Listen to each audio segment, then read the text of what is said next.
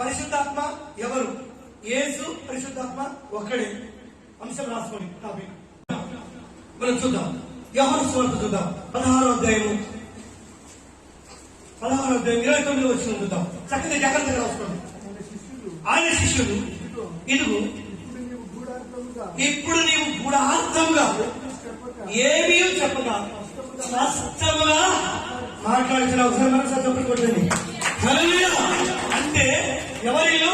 శిష్యులకు ఇంతవరకు కూడా తండ్రి యేసుక్రీస్తు ఏమని చెప్పేవాడు? గూఢార్థంగా చెప్పేవాడు. ఏమని? నాకు తండ్రి ఉన్నాడు, తండ్రి నన్ను పంపాడు, ఆయనందు నేనున్నాను, నా ఎందు ఆయన ఉన్నాడు. ఇలాంటి విషయాలన్నీ కూడా అర్థం కాకుండా గూఢార్థంగా చెప్పాడంట. స్పష్టంగా కాకుండా. ఎలా కాకుండా? స్పష్టంగా కాకుండా గూఢార్థముగా చెప్పాడు. అయితే ఆయన ఇప్పుడు వెళ్ళిపోయే సమయం వచ్చింది కనుక ఆయన గూఢార్థంగా కాకుండా స్పష్టంగా చెప్పాలని కూడా ఒకసారి చెప్పకుండా స్పష్టంగా సమస్తము ఎరిగిన వాడి నీవు ఇప్పుడు వెలుగు. ఎందుకంటే తెలుసుకున్నావు శిశువులు. ఇంతవరకు నువ్వు గూఢార్థంగా చెప్తున్నావు, అయితే ఇప్పుడు గూఢార్థంగా చెప్పకుండా స్పష్టంగా చెబుతున్నాం. 25వ వచనం తిరిగిపోతాం. 25వ వచనం ఈ సంగతులు అది గూఢార్థముగా మీతో చెప్పితే ఎవరు చెప్తున్నారు ఈ మాట? యేసుక్రీస్తు చెప్తున్నారా? పునః చెప్తున్నారా? ఏం చెప్పాడు ఇంతవరకు? గూఢార్థంగా చెప్పాడు. గూఢార్థంగా ఏం చెప్పాడు? నేను కుమారుడనని, తండ్రి చిత్తాన్ని నెరవేరుస్తున్నానని, తండ్రితో నేనున్నాను, తండ్రి ఆయన ఉన్నానని చెప్పేసి ఇంతవరకు ఏం చెప్పాడు? అమ్మా ఏం చేశాడు? ఏం చెప్పాడు? గూఢార్థంగా మీతో చెప్పితే అంటున్నాడు. గూఢార్థంగా మీతో చెప్పితే ఎవరు చెప్తున్నారంటే సాక్షాత్ యేసుక్రీస్తు చెప్తున్నాడు. అంటే యేసుక్రీస్తు గూఢార్థంగా కొన్ని విషయాలు చెప్తూ వచ్చాడు. పిలుపుతో డైరెక్ట్ చెప్పాడు. మనం చూసాం కదా, నన్ను చూస్తే ఆయనను చూస్తున్నట్టే, ఆయన నేను ఏకమైనము. అందుకే ఇక్కడ ఏమంటున్నాడు? అయితే నేనిక ఎన్నడూ గూఢార్థంగా మీతో మాట్లాడక తండ్రిని గురించి మీకు స్పష్టంగా తెలియజెప్పు గడియ వచ్చిచున్నది. చెప్పండి ఒకసారి. ఎవరిని చెప్పు గడియ? తండ్రిని గూర్చి చెప్పు గడియ వచ్చి ఉన్నది. అంటే నేనే ఆయనను అనే గడియ వచ్చి ఉన్నది. ఎందుకంటే నిజంగా బ్యాలెన్స్ గా పెట్టాడు, గూఢార్థంగా చెప్పాడు. హల్లెలూయా. ఆ గడియ వచ్చి ఉన్నది. ఇంతవరకు నేను గూఢార్థంగా మీకు చెప్పాను, మీకు అర్థం కావట్లేదు. తండ్రిని కుమారుడని ఇలా రకరకాలుగా పరిస్థితి ఎన్ని నేను చెప్పాను. అయితే ఇప్పుడు తండ్రిని గురించి గూఢార్థంగా చెప్పక ఓపెన్ గా స్పష్టంగా తెలియజెప్పు గడియ వచ్చు ఉన్నది. అందుకే ఇక్కడ 23వ వచనం కూడా చూద్దాం. ఆ దినమున మీరు దేని గురించి నన్ను అడగరు. ఎందుకంటే అంటున్నాడు, ఎందుకంటే యేసుక్రీస్తు ఇక్కడ అంటున్నాడు, ఆ దినమున దేని గురించి మీరు నన్ను అడగరు. మీరు తండ్రిని నా పేరున ఏమి అడిగిన ఆయన మీకు అనుగ్రహించనని మీతో నిశ్చయముగా చెప్పుచున్నాను. అది ఇది వరకు నా పేరుట మీరు ఏమీ అడగలేదు. ఎందుకంటే ఈ లోకంలో ఉన్నాడు, తండ్రికి ప్రార్థన చేసుకోవాలి. ఈయన కూడా ఎవరు చేశారు? శరీరంతో ఉన్నాడు కనుక తండ్రిని చేస్తాడు. చేస్తే వాళ్ళు తోటలోకి వెళ్ళాడు. ఏం చేశాడు? తండ్రి నీ చిత్తం అయితే ఇది జరిగించు, లేని ఎలా ఈ పాత్రను నా నుంచి తొలగించిన ఎవరికి ప్రార్థన చేశాడు? తండ్రికి చేశాడు. తండ్రికి ఎందుకు చేశాడంటే ఎలా ఉన్నాడు? శరీరంతో ఉన్నాడు. దేవుని స్తోత్రం. శరీరంతో ఉన్నాడు కనుక శరీరం అమర్చిన తండ్రికి ప్రార్థన చేస్తాడు. దేవుని స్తోత్రం. హల్లెలూయా. అందుకే ఇక్కడ ఏమంటున్నాడు? ఇది వరకు మీరు ఏమీ నా పేరట అడగలేదు. మీ సంతోషము పరిపూర్ణము అమ్మనట్టుగా అడుగుడి మీకు దొరుకుని. ఇప్పుడు ఎవరు అడగమంటున్నాడు? తండ్రిని అడగమంటున్నాడా? నన్నే అడగండి అంటున్నాడు. చెప్పాలి. ఎవరిని అడగమంటున్నాడు? ఎవరిని అడగమంటున్నాడు? నన్నే అడగండి అంటున్నాడు. దేవుని స్తోత్రం. కదా, నన్నే అడగమని ఇంతవరకు ఎందుకు చెప్పలేదు? ఆయన ఇక్కడ ఉన్నాడు. అందుకే మనం 12వ వచనం చూద్దాం. ఇంకా కిందికి నేను మీతో చెప్పవలసినది ఇంకను అనేక సంగతులు గడవు కానీ ఇప్పుడు మీరు వాటిని సహింపలేదు. అయితే ఆయన సత్య స్వరూపమైన ఆత్మ వచ్చినప్పుడు మిమ్మును సర్వసత్యంలోనికి నడిపించింది. ఆయన తనంతట తానే ఏమి జాగ్రత్తగా నిండి మాట తనంతట తానే ఎవరైనా సత్యస్వరూపు ఆత్మ ఎవరు పరిశుద్ధాత్ముడు వచ్చినప్పుడు తానంతట తానే ఏమి బోధింపక వేటిని వినుకో వాటిని బోధించి సంభవింపబో సంగతులు మీకు తెలియచేయండి. అది పాయింట్. దేవుని స్తోత్రం. హల్లెలూయా. నేను ఎవరి గురించి చెప్తున్నాడు? పరిశుద్ధాత్మ గురించి చెప్తున్నాడు. పరిశుద్ధాత్మ కూడా వస్తాడు. ఆయన ఏ సంగతులు బోధిస్తాడంట? తనంతట తానే బోధించగా ఎవరిలోకి తీసుకుంటాడంట? యేసుక్రీస్తు ఏమైతే మిగిలించాడో చెప్పకుండా. హల్లెలూయా. నేను చెప్పవలసిన ఇంకా మీకు అనేకములు ఉన్నాయి, చాలా ఉన్నాయి, కానీ నాకు సమయం లేదు, నా గడియ వచ్చి ఉన్నది. అయితే ఈ చెప్పవలసిన సంగతులు మరొకాయన వస్తాడు. ఆయన ఎవరు? పరిశుద్ధాత్ముడు. ఆయనకై ఆయన బోధించగా నాలోటే నేను మిగిలించినోటే. హల్లెలూయా. హల్లెలూయా. తీసుకుని ఏం చేస్తాడంట? ఆయన నా వాటిలోకి తీసుకుని నన్ను ఎవరు మయపరచాలి? మరి పరిశుద్ధాత్మను మయపరచాలి కదా. ఇక్కడేమో తండ్రిని మయపరిచారు కొంతమంది, ఇక్కడేమో కుమారుని మయపరిచారు. మరి ఇప్పుడు పరిశుద్ధాత్మను పెట్టాడు. మరి పరిశుద్ధాత్మను మయపరచాలి కదా. ఇక్కడ ముగ్గురు దేవుని ఉందా? ఇక్కడ పరిశుద్ధాత్మక ఆస్తి ఉందా? ఇచ్చాడు ఇక్కడ తండ్రి. కుమారుడు ఇవ్వలేదు. నాలోటి అన్నాడు. తండ్రి మయపరుచుకున్నాడా? పరిశుద్ధాత్మ మయపరుచుకున్నాడా? చెప్పలేదు సార్. మళ్ళీ చదవండి. అనుకోండి. నాలోటి తీసుకొని మీకు తెలియజేయదని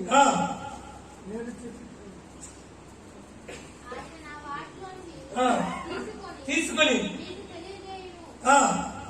కనుక ఎవరిని మయపరచాలంట? ఎవరిని మయపరచాలంట? అదేంటి? తండ్రిని మయపరచాలి, కుమారుని పరిశుద్ధాత్మను మయపరచాలి కదా. మరి నన్ను మయపరచుకున్నాడు. ఈయనను మయపరిస్తే తండ్రి ఏం కావాలి? జాగ్రత్తగా ఏమంటున్నాడు? పదాలు చూద్దాం. తండ్రికి అది తండ్రికి కలిగినవన్నీ నావి. ఆయన నా వాటిలోని తీసుకొని మీకు తెలియజేయమని నేను చెప్తాను. కొంచెం కాలమైన జాగ్రత్తగా నేను పాయింట్. కొంచెం కాలమైన తర్వాత మీరు ఇక నన్ను చూడరు, మరి కొంచెం కాలమైన తర్వాత నన్ను చూసేదని చెప్పాను. ఒకసారి చెప్పడం హల్లెలూయా. హల్లెలూయా. ఏమంటున్నాడు?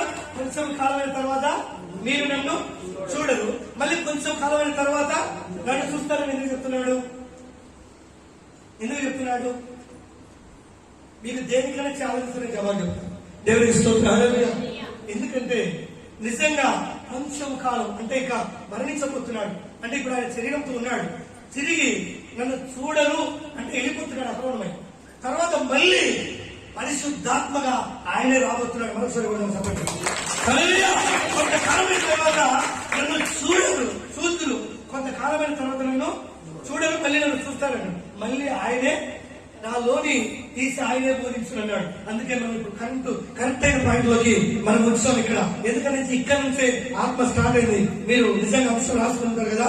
ఇక్కడ మనం త్వరగా మనము మీకు ఒక చెప్తాను. ఇక్కడ 1 యోహాను 2వ అధ్యాయము 22వ వచనం చూద్దాం. పరిశుద్ధాత్మ గురించి 1 యోహాను 2:22. యేసు జాగ్రత్తగానండి. ప్రభులు ఇద్దరు ఉన్నారు. ఆయన చెప్పలేదు, చాలా టాపిక్ ఎక్కువైతే మామూలుగా ఉండదు. నా ప్రభు ఆ ప్రభుతో చెప్పిన మాటలు కూడా ఉన్నాయి. ప్రభు ఇద్దరంటే కాదు, దేవుని స్తోత్రం. అందుకే ఇక్కడ ఏమంటున్నాడు? యేసు క్రీస్తు కాదని చెప్పువాడు తప్ప ఎవడపతి కూడా పీడిస్తున్నారు లాంటి వాళ్ళే. దేవుని స్తోత్రం. హల్లెలూయా. అందుకే ఏమంటున్నాడు? యేసు క్రీస్తు కాదని చెప్పువాడు తప్ప ఎవడపతికుడు తండ్రిని కుమారుని ఒప్పుకొనని ఈయనే. క్రీస్తు విరోధి వాళ్ళే బయలుదేరుతారు కూడా ఎవరు తండ్రిని ఒప్పుకోరు, కుమారుని ఒప్పుకోరు, పరిశుద్ధాత్మని ఒప్పుకొని ఈడే క్రీస్తు విరోధి. హల్లెలూయా. వీళ్ళు ముగ్గురు దేవుళ్ళే, మీకు ఆత్మలు లేవు, మీకు స్వస్థతలు జరగవు, అద్భుతాలు లేవు అని బోధించేదేమంటే మొట్టమొదటిగా వాళ్ళే. క్లారిటీ అయింది మీ వాక్యం. హల్లెలూయా. ఎవరు క్రీస్తు విరోధి? క్రీస్తు విరోధి ఎవరు చెప్పండి? తండ్రిని, కుమారుని, పరిశుద్ధాత్మ ఒప్పుకొని వీడే క్రీస్తు విరోధి. తండ్రి, కుమార, పరిశుద్ధాత్ముడు ఏమైనాడు చెప్పాలి? ఒక్కడే అయినాడు. హల్లెలూయా. వీళ్ళు ఒక్కడి కాదు, దేవుళ్ళు, ఫ్యామిలీ ఉంది, పెళ్లి అయింది, చెప్పువాడు ఎవరంటే క్రీస్తు విరోధి. ఏమా వాక్యం అర్థమవుతుంది మీకు?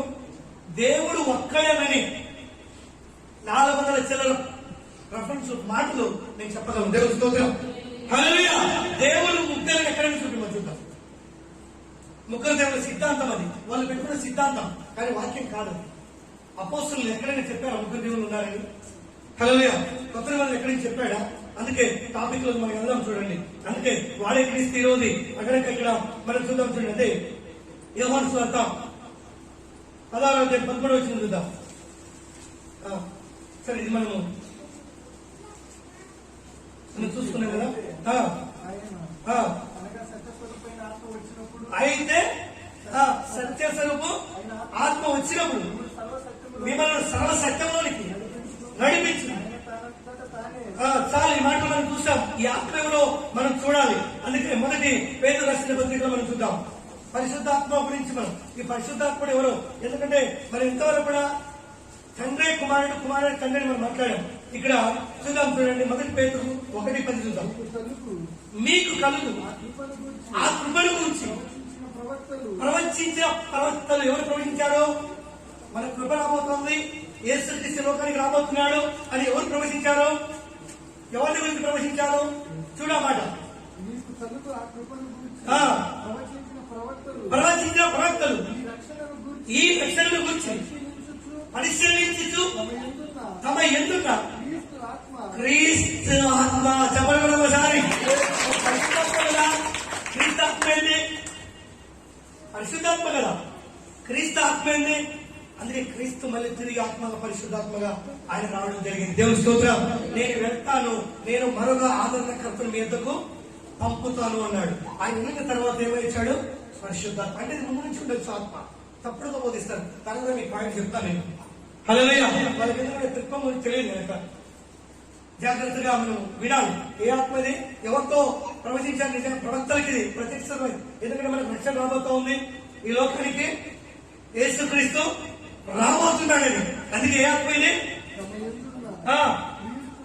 క్రీస్తు ఆత్మ. క్రీస్తు ఆత్మ అంటే క్రీస్తున్నా యేసన్నా ఒకటే. హల్లెలూయా. నేనంటే ఒకటి, నాలో ఉన్న ఆత్మ అంటే ఒకటి కాదు. నేనన్నా నా ఆత్మన్నా ఒకటేనా ఇవ్వనా చెప్ప. హల్లెలూయా. ఇక్కడ ఏమంటున్నాడు? క్రీస్తు ఆత్మ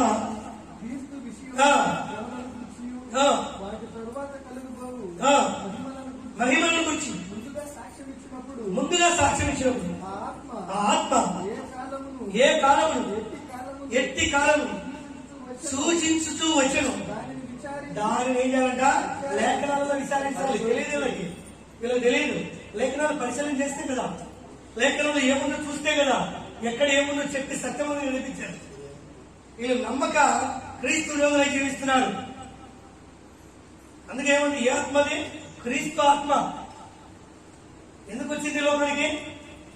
ఎవరితో ఈ మాటలు రాయబడి ఉన్నాయి? ప్రవక్తల గ్రంథంలోనే రాయబడి ఉన్నాయి. హల్లెలూయా. అందుకే ఇక్కడ అంటాడు చూడండి, ఇక్కడ 2 కొరింథీయుల కోసం పత్రిక చూద్దాం. ఇక్కడ క్రీస్తు ఆత్మ కన్ఫర్మ్ మీకు చూడండి. 2 కొరింథీ 3:17 చూద్దాం. ప్రభువు యొక్క ఆత్మ. ఏ ఆత్మ అంట? అదేంటి? పరిశుద్ధాత్మ లేదు, పరిశుద్ధాత్మ. దేవుని స్తోత్రం. ఆయనే వీర. అందుకే ఏమంటున్నాడు? ప్రభువే ఏమైనాడు? ప్రభువే ఏమైనాడు? ప్రభు అంటే ఎవరు? యేసుక్రీస్తు. యేసుక్రీస్తు అంటే ఎవరు? తండ్రి. హల్లెలూయా. హల్లెలూయా. అందుకే ప్రభువే ఆత్మ. ప్రభు యొక్క ఆత్మ ఎక్కడ ఉండునో అక్కడ ఏముండును? శ్వాస స్వాతంత్రం ఉన్నను. దేవుని స్తోత్రం. హల్లెలూయా. ప్రభువే ఆత్మ అయినాడు. ప్రభు యొక్క ఆత్మని బైబిల్ మనకు చెప్తా ఉంది. ఆత్మ ఎక్కడ ఉన్నదో అక్కడ ఏముందంటే మనకి స్వాతంత్రం. ఎందుకు తెలుసా? పాపాలను ఒప్పిస్తారు. అందుకే నేను చెప్పవలసినవి అనేకములు ఉన్నాయి. అనగా సత్యస్వరూపాలను పరిశుద్ధాత్మను వచ్చినప్పుడు మిమ్మల్ని సర్వసత్యంలోనికి నడిపించును. ఏసేని సత్యంలో నడిపించాడు. పరిశుద్ధాత్మని ఇంకా డబుల్ సర్వసత్యంలోనికి అన్నాడు. దేవునికి స్తోత్రం. హల్లెలూయా. ఆత్మస్వరూపం ఎవరంటే ఆయనే. అందుకే ఈ వాక్యము చక్కగా మన మెదడులో ఉండాలి.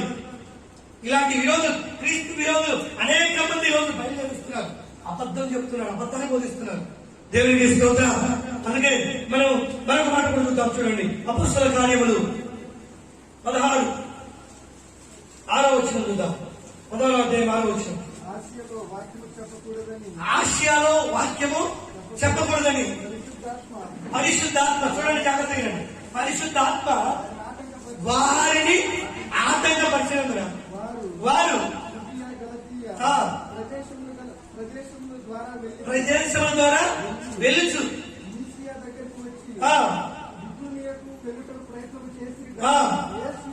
అది ఏ ఆత్మ అంట? యేసు యొక్క ఆత్మ వారిని వెళ్ళలేదు. ఎందుకంటే అక్కడ ఆటంకం జరుగుతుంది. దేవుని స్తోత్రం. హల్లెలూయా. యేసు యొక్క ఆత్మ, యేసే పరిశుద్ధాత్మ అంటే మరొకటి కాదు, ఒక ప్రత్యక్షత అంతే. దేవునికి స్తోత్రం. యేసు యొక్క ఆత్మ అక్కడికి వారిని వెళ్ళనీయలేదు. అనగా ఇక్కడేమో పరిశుద్ధాత్మ అన్నాడు, ఆడేమో యేసు యొక్క ఆత్మ కదా. ఆయనే ప్రభు యొక్క ఆత్మ.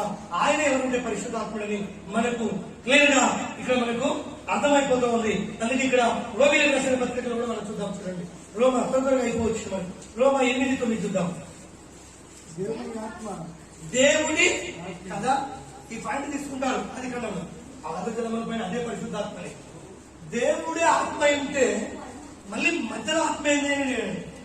దేవుడు ఏమైనాడు? ఆత్మ అయినాడు. దేవుడే ఆత్మ.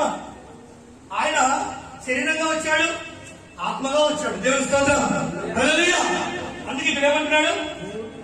దేవుడి ఆత్మ మీరు నివసించి ఉన్న ఎడల మీరు ఆత్మ స్వభావం గలవారు కానీ శరీర స్వభావం గలవారు కారు. ఎవడైనను క్రీస్తు ఆత్మ లేని వాడైతే ఒకసారి చెప్పట్లు. హల్లెలూయా. హల్లెలూయా. ఏ ఆత్మ లేని వాడైతే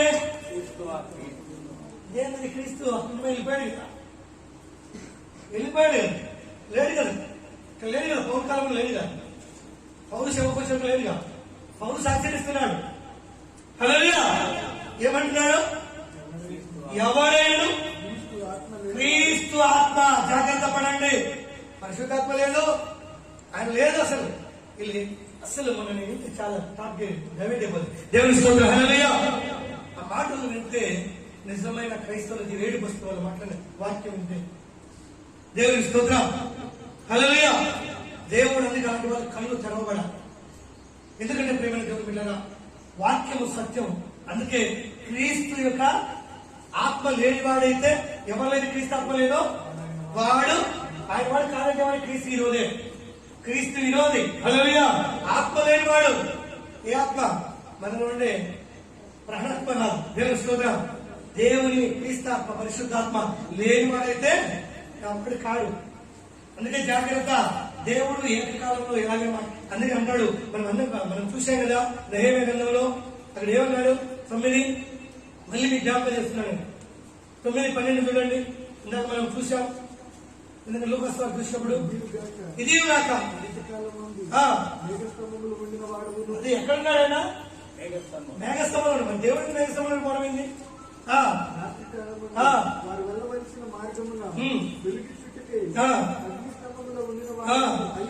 అయి ఉండి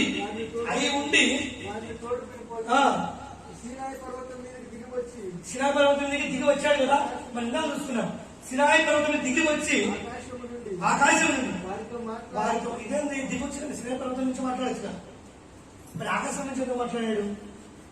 ఆయన ఆత్మస్వరూపి. పరిశుద్ధాత్మ కూడా ఆకాశం తెరవబడి మరి శరీర దాకా లోపలికి వచ్చి మనం చూస్తాం. హల్లెలూయా. హల్లెలూయా. అర్థమైందని. అందుకే లాస్ట్ చివరి పాయింట్ ఇది పక్కా చూసే మాట మనం ముగించుకుందాం. చూడండి, 1 యోహాను 5వ అధ్యాయము 6వ వచనం చూద్దాం.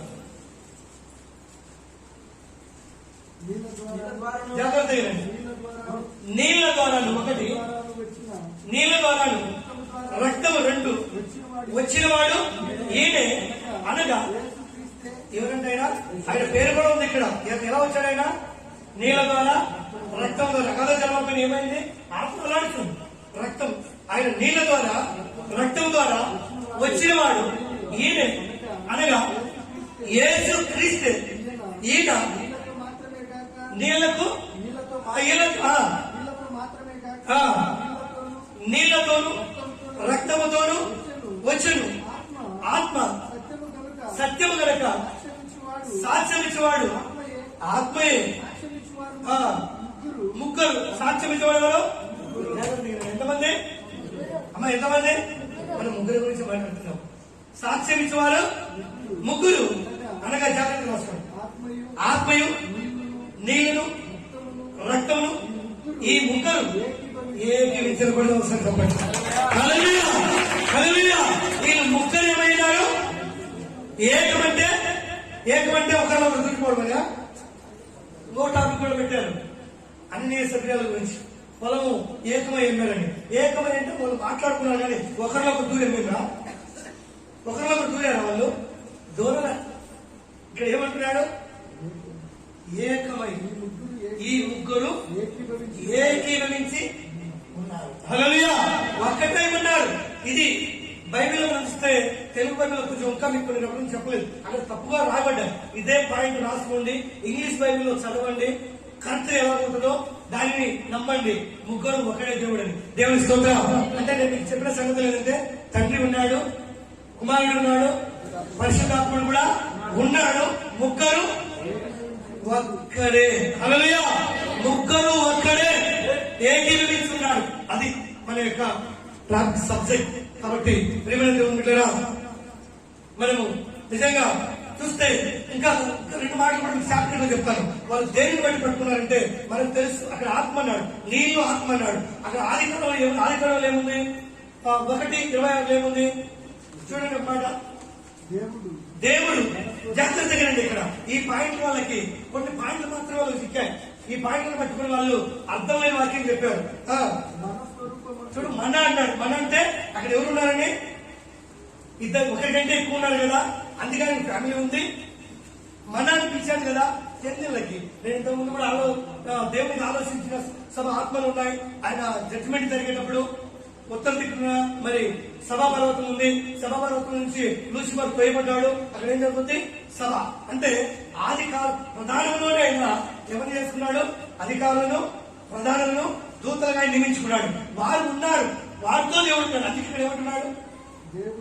దేవుడు మన స్వరూపమును మన పోలిక చొప్పున నరులను చేయడము రండి అన్నాడు కదా. రండి.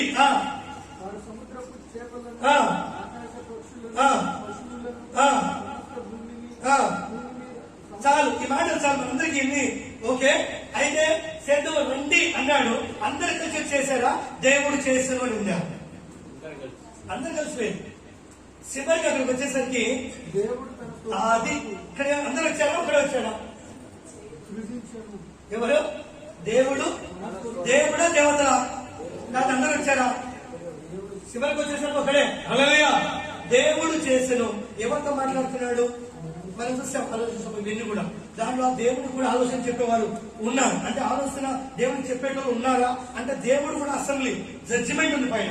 ఎందుకంటే దూతున్నారు, నీకే దూత, గాపిడే దూత, వీళ్ళందరూ ఇక్కడ నుంచి 24 పెద్దలు, సింహాసనము, ప్రార్థన చేసేవాళ్ళు, ఇక్కడ నుంచి ప్రార్థనలు పైకి తీసుకెళ్లే వాళ్ళు, అక్కడి నుంచి జపం ఇచ్చేవాళ్ళు. ఆయన మొదటిగా ఆయన చేతులతో దూతలను తయారు చేసుకున్నాడు. హల్లెలూయా.